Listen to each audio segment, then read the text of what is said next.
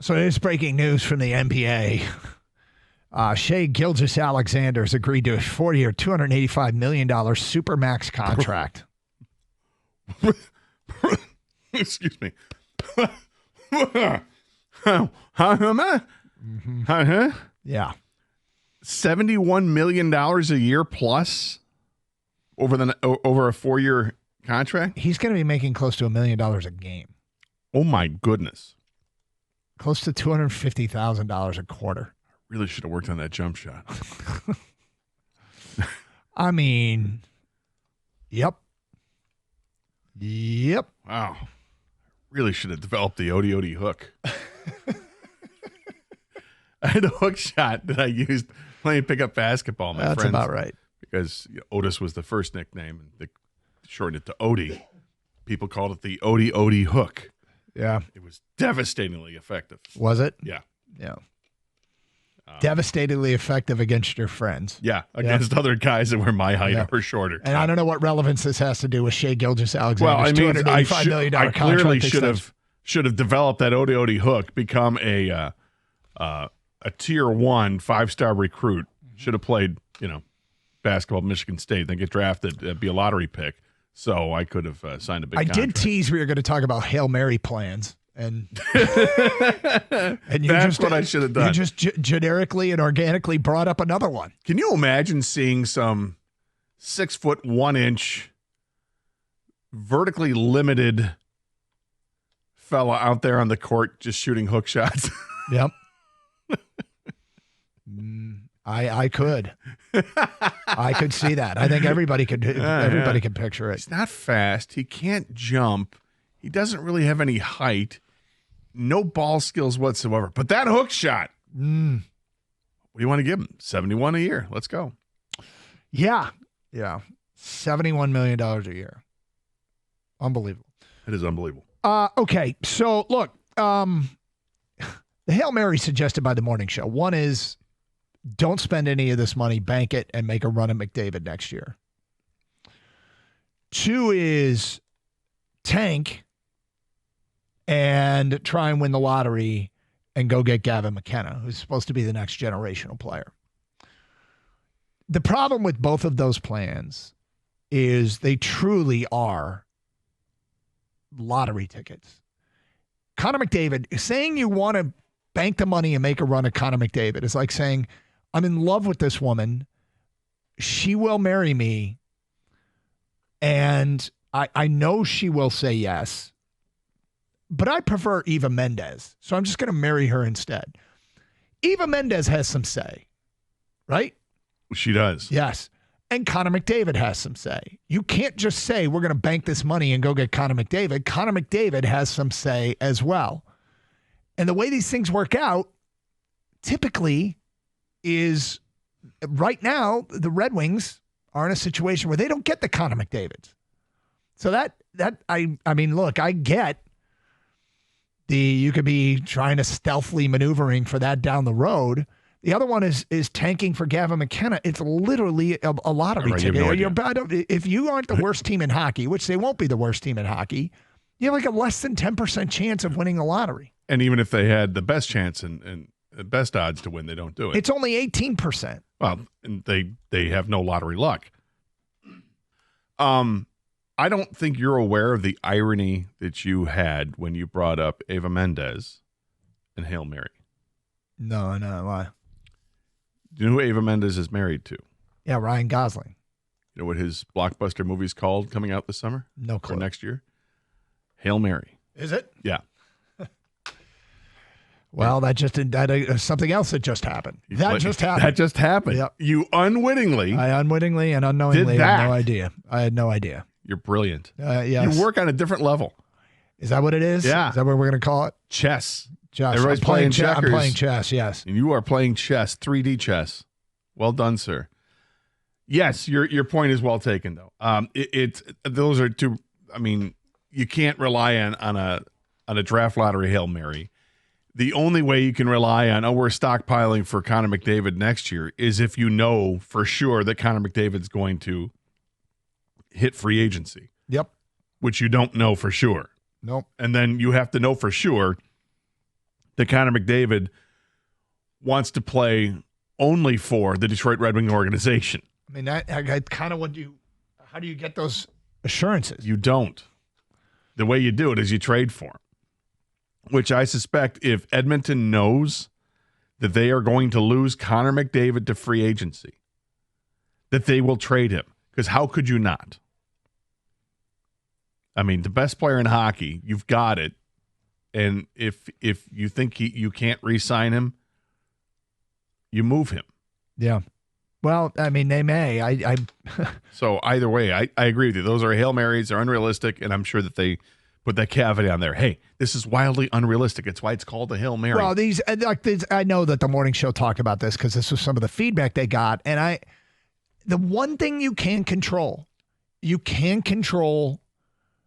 trades. You get the player. You get the contract. I mean, some guys have no trade clauses, or some guys say, well, I'm not going to re-sign with you. But if you're willing to trade for a player like a Robertson or a Miller, you get yourself into that situation where that player knows that you want them and will pay whatever price that they want.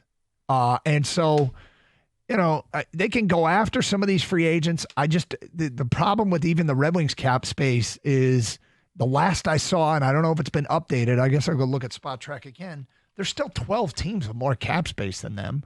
So cap space is only valuable based upon its relevance to what other teams have. The market is what it is. If there are 12 teams with more cap space than you, now, thankfully they've re-signed guys, and those other teams have their guys that they want to re-sign and money budgeted to go elsewhere. So it might be less than 12, but there's a lot of teams that are going to be bidding for a few players. And that's going to drive the prices up, and you probably end up overpaying for a free agent. So trade is the way to go. We just sit back and wait to see what Steve is up to. I don't think there's no plan. I'll give you an example why I don't think there's no plan. Earlier this week, or I guess it was during the draft, so it was late last week, he was asked about buying players out. And he said, I don't envision doing that. And there was a mini meltdown amongst fans who wanted to see Tarasenko and Hull bought out, right? Well, he had a plan. He did have a plan to move one of those contracts. He was able to move and not have to attach a draft pick to it to get somebody to take the salary. So I believe that there are things in place and that he's thinking of stuff. And that was an example of, people thought, well, why isn't he buying these guys out? Well, there was a reason. He had a plan. And if at all possible, if let's say you're trading for Keandre Miller, a defenseman, it'll likely cost you a pretty good prospect. Yep. And could you send Justin Hall with him so that you lose Justin Hall and his salary? Yep. You take on Keandre Miller, you give him a contract extension. I mean, that could make sense too. But trades you can make at any time. Free agency begins 96 minutes from now. Yeah. I mean, do you expect them to make a big free agent signing? I don't know if I expect them to make a big free agent signing. I would expect that they would be involved when you start looking at who's there. Do I think that they're going to be kicking the tires on Ehlers or Bozer or Gavrikov? Two forwards and a defenseman. Yeah, I think they're kicking the tires. Well, don't get me wrong. I do like, if out of those guys, I'm a big fan of Ehlers, and I like his size. And, it's funny. I went back and just looked at his games against Detroit, and he scored a wicked goal against the Red Wings. And I think I'd be cool with that. I'm scared of what the prices are going to be given the market right now. Yeah, but it is the market. The market resets every year, and next year the cap goes up again, and the year after that the cap will go up, and everybody else will have that same amount of money to work with. So it's just, you have to, this is not an easy job, right? Particularly when you have people that decide to go back on what the market is. Like what happened in Florida. It's amazing. And yet it throws the Players Association is like, wait a minute, what are you guys doing? You took millions less, like an Ekblad, what do you get? $6 million a year or something like that? That's like $3 million below what the market value would have been if he actually hit the free agent market. I can't imagine if the Players Association is all that thrilled with it. And yet at the same time, every agent in the world is going to say, well, they just gave the hometown discount. here's the real market value. You guys know it. This is a crazy offseason already because Florida. Nobody thought Florida was going to be able to re-sign all three of their guys, and they did. It's really actually amazing. Those guys. Why would they do that? Because they want to run it back. They want to have an opportunity to be the first team in forever to win 3 straight. I mean, we'll be the first team since the Islanders to win 3 straight. Edmonton never did that. So that would be pretty amazing if they can do that. But as far as free agency today is concerned, yeah, I think we'll hear the Red Wings linked up with a player. Well, the one thing about the salary cap rising is if you look at the last few years, it's risen by 1 million, 1 million, 4.5 million. This year it's expected to go up a little bit more, but it really is, it doesn't rise as much because it's directly tied to revenues. Right, yeah. And the problem with revenues is revenues react to an Edmonton, Florida Stanley Cup. Well, that's part of it. And they have to. Gary Bettman's really smart. So I expect even though I don't love everything he does, clearly, but I think he's a very smart guy. Came from the NBA, and he'll know, and he's been trying to. He's going to keep trying to find the best deal possible for the NHL when it comes to TV deals and rights deals and all that, and streaming services. And that's where the salary cap goes up. And he's, to his credit, they put together a business model where they just had a new CBA renewed without coming anywhere close to a work stoppage, which is one of the worst things that can happen in a sport. And it wasn't even flirted with. Bam, re-upped.